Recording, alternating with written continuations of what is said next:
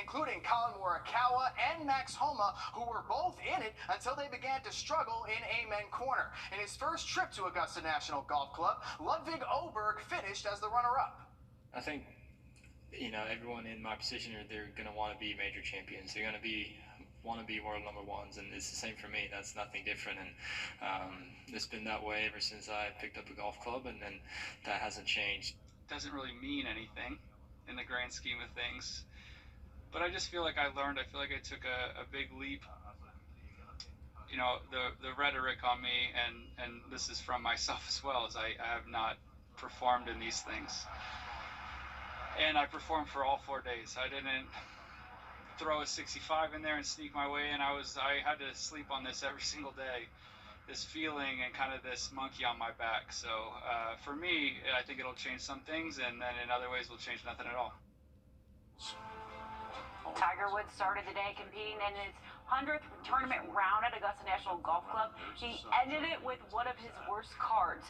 The former Masters champion finished 16th over. His 4-round total of 304 is his worst score at any major. Sunday, he finished last among those who made the cut.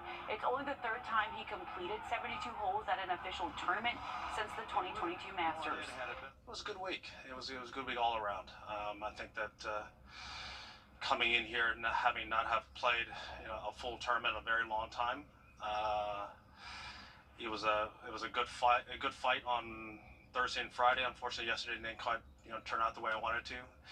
Today, the round that the way that Tom is playing is what I thought I had in my system. Unfortunately, I just didn't produce it. It was an incredible opportunity that Alyssa and I had to not only cover the Masters this year, but we were there on 18 when Scotty sank that putt to win his second green jacket. Just an amazing atmosphere. So many players and patrons as well in his corner, knowing how special an opportunity it was. Hey, nobody had a better seat than Ted Scott, now winning his 4th two-time Masters champion, back with Bubba Watson in 2012 and 2014, and now 2 times with Scotty Scheffler. Very exciting week. Thank you, Dan and Alyssa, and to our entire team out on those greens these past 2 weeks, considering Onwa and all the rest. Now, taking a look at Grovetown before the traffic picks up tomorrow, it was a wonderful weekend of weather. And Emily, will it stick around into the week? Yeah, it definitely will, Craig. We can expect to see beautiful conditions to start off our work week. Right now, it is very warm out there. We're sitting in the 70s, and it is a little bit after the 11 p.m. hour. We're sitting right at 73 here in Augusta, and we're going to continue to cool off overnight tonight. We can expect to see low temperatures in those upper 50s, so a little bit cool out there, but good news is we're expected to stay dry, and that's going to stay true really throughout our entire work week, starting off the day tomorrow, again, in those upper 50s, but we're going to warm up into those upper 80s by the afternoon. Plenty of sunshine throughout the day for our Monday. A little bit of cloud cover will come into play overnight, and we'll see temperatures drop off into those upper 50s, low 60s in some spots for our Tuesday to start off the day. And then by the time we get to the afternoon, we can expect to see those middle and high 80s again. So well above average temperatures expected this weekend. Craig, I'll have that broken down, and exactly how warm it's going to be, I'll let you know coming up. All right, thanks for that, Emily. And with Masters wrapping up this evening, it's time for patrons and players to head home. And watching the planes fly out is the nice way to wrap this exciting week of golf up into a nice bow. Audrey Dickerber joining us after a day out at Daniel Field. Audrey? Families line the parking lots to watch the planes take off and land at Daniel Field. For some, it's a tradition, and for many others after today, it was a way to start a new one. The tournament is full of tradition, but some locals find traditions of their own outside of golf. We started coming out here when Elena was 1 year old. We started in 2020. 80s again, so well above average temperatures expected this weekend. Craig, I'll have that broken down, and exactly how warm it's going to be, I'll let you know coming up.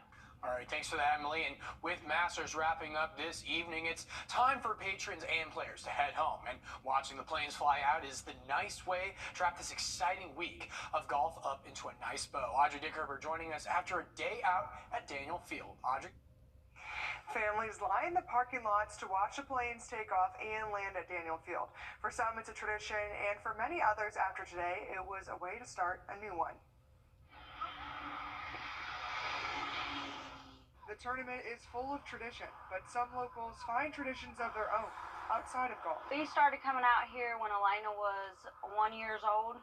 We started in 2020, and she just turned 4, so now we're about to have a 3-year-old, so we've been coming out ever since. They came from McCormick to watch the planes land and take off. Yeah. They're just amazed at the planes. Because we don't see them in our town, of course, this big. Being so small. Well, not this close either. Yeah. He landed. Yeah, he landed. Lots of families sat in the parking lots nearby Daniel Field to watch all the action, Watching the planes and eating ice cream. encouraging others to be a part of the fun. Just enjoy it every year. And if nobody has ever experienced it, they definitely should. Some were out there for the first time. Look, look, look. There was a plane with no wings on there. Oh my goodness. And even plan to come back next year. We'll probably come at the beginning when they are like coming in. I think that's probably, since the landing seems to be the best part of it so far. Creating memories that'll last a lifetime. I got it. No wings. I got wings of it. Lots of excitement out there and a really fun day for families in our area, putting a great end to the week. Looks like a lot of fun, and there will likely be an increased traffic tomorrow. Thanks for that, Audrey, as people head out of Augusta as well. Now throwing things over, the national champion South Carolina Lady Gamecocks celebrated their victory with a parade today. We take you there and hear from Coach Staley in a moment. Emily? Well, temperatures right now are sitting in those lower 70s. We'll continue to cool off overnight, but we're going to warm back up for the start of our week. And just how warm will we get this week? I'll let you know coming up.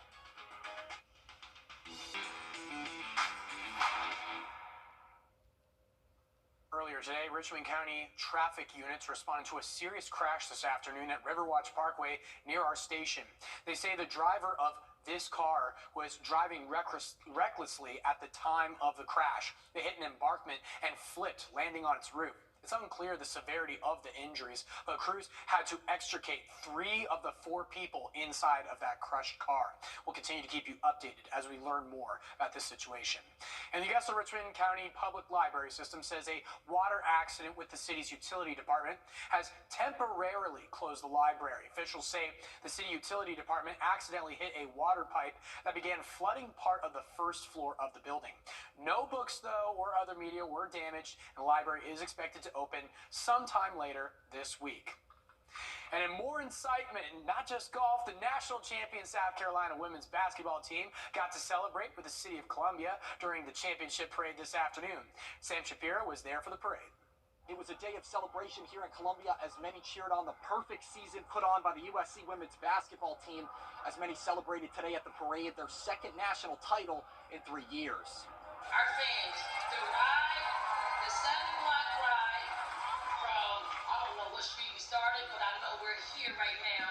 The love that you pour into us as we drove down Main Street, it is uncommon. Thousands lining downtown Columbia this afternoon to celebrate the Gamecocks women's basketball team for securing a perfect season and the program's 3rd national title. Community members, elected officials, and of course the fans relished in the midst of all the parade madness. Fans I spoke with today almost felt spoiled having their second parade in 3 years, but were even more excited this time to celebrate an undefeated championship run. It's unbelievable. We replaced 5 starters this year. Nobody expected us to be here, but we are here and we're excited.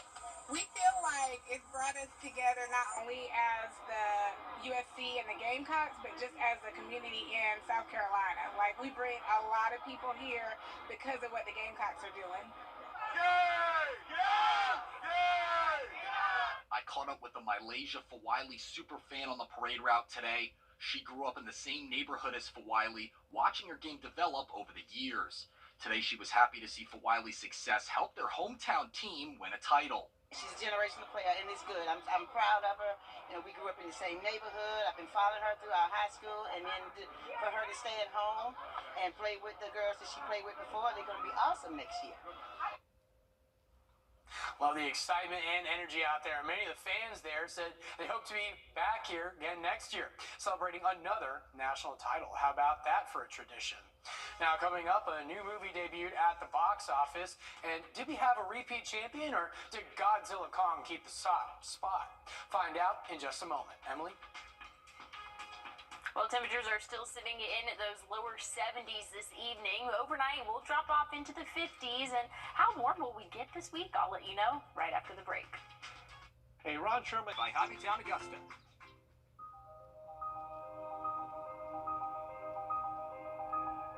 Your safety comes first with the First Alert Radar Network. First just got faster. The weekend box office battle pitted Titans against an actual war movie. Dave Daniel has the early estimates for the top 5 films in theaters. I won't be fighting for him. I'm fighting for my people. Dune Part 2 fell to 5th place, earning $4.3 million for a domestic total of $272 million. At number 4, Kung Fu Panda 4 made $5.5 million. It's at $174 million domestic. Ghostbusters Frozen Empire stayed in 3rd, scaring up $5.8 million. Hey, what are you telling?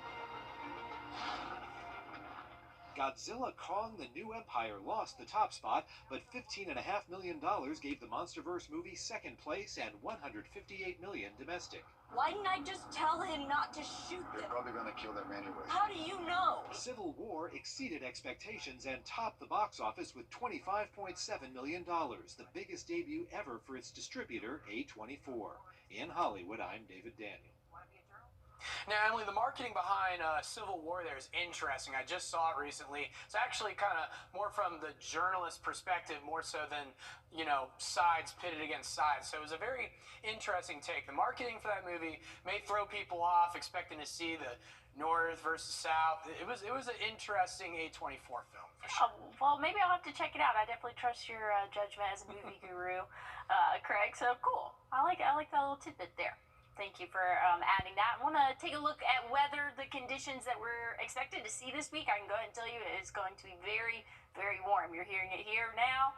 I'm warning you, it's going to be hot this week. But good news is the overnight's really not feeling too bad. Pretty comfortable out there, sitting at 73 right now. So, again, pretty mild. We're staying dry, really not seeing any radar. Maybe there's a few light sprinkles headed across the CSRA, but really overall we are mostly dry, and again that's going to stay true overnight tonight. Cloud cover will stay pretty persistent until the early morning hours, and we're going to drop off into those upper 50s for the overnight lows. So mild start to our Monday, warming up though pretty quickly.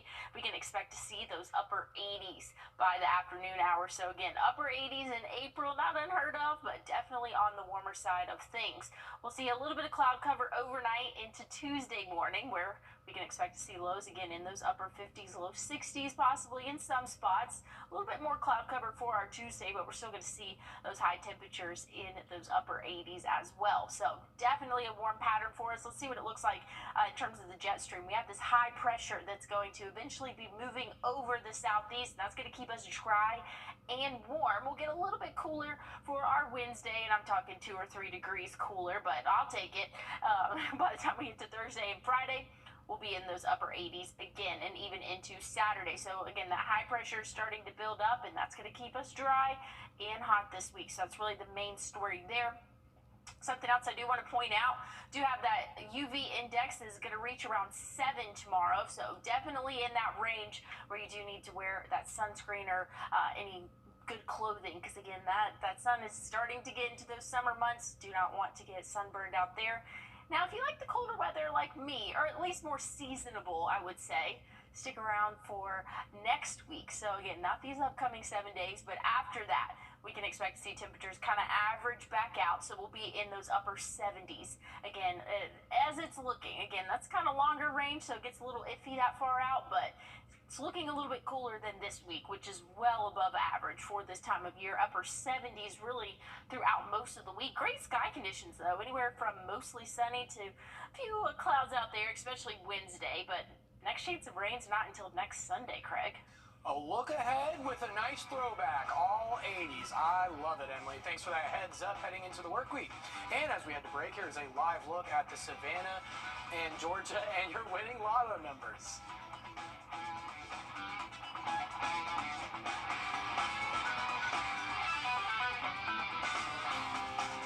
Augusta disposal. And bringing things to a new line of discovery, a recent study reveals that prehistoric humans in Brazil would intentionally carve rock drawings next to dinosaur footprints. It's not known whether the ancient artists knew about dinosaurs or if they thought the prints were from native birds. One researcher says the marks might have been left during community gatherings while they were under the influence of hallucinogenic plants that were common to the region. Just interesting bit of trivia there. George Washington didn't even know dinosaurs existed, so how about that? Now, coming up here, 8 loggerhead sea turtles are back in the ocean now after being released this morning. The Georgia Aquarium released this video of its team caring for the turtles during their rehab in Atlanta. They were rescued after becoming cold stunned during their winter migration. Shuts their little bodies down. They can't regulate their body temperatures. They can't swim. They will be paralyzed essentially by the cold, and so they can't swim to warmer water. They'll wash ashore, they'll float to the surface, and that's usually where they get rescued. And the Georgia Aquarium also shared video of this team releasing turtles on Jekyll Island. They say each of the 8 loggerheads are tagged so they can be identified in case they are stranded again in the future. Interesting stuff there, Emily. Yeah, that is very cute. I'm glad that they made it back out there. Want to take a look at rainfall totals. We didn't see any today. Not expecting any for the next 5 or so days, but rain chances are in the 7-day, and I'll have a final check on that coming up. Dominion Energy, powering your everyday. One more story before we go. If you didn't hear already, Taylor and TikTok are back together again. Music from the star returned to the social media platform earlier this week after being gone for a few months. In January, Universal Music Group said its licensing agreement with TikTok was ending, took music from its artists off the site, and said TikTok was not paying for fair value for the music. Other artists that are under UMG's control include Ariana Grande, Camila Cabello, and Rihanna. Their music has not returned to TikTok. There has not been an explanation for Taylor's music returning. However, Emily, I do know the reason, you know? What? She just shook it off, you know? Shake it off. Because okay. the haters gonna hate. Ooh. She just shake, you know? I like it. Good job. That's the answer right there. Okay. Yeah, everybody that's wondering, you heard it here. She's just shaking it off. I love it. This week, looking at this forecast, it's definitely going to be warm out there. I don't have a Taylor reference for the forecast, sorry. Will be well above average and dry as well. So definitely going to feel like summer this week, Greg. Well, thanks for that, Emily, and thank you all for joining us here on News 1226 at 11 for our Masters Week coverage. Thank you, good night, and be safe.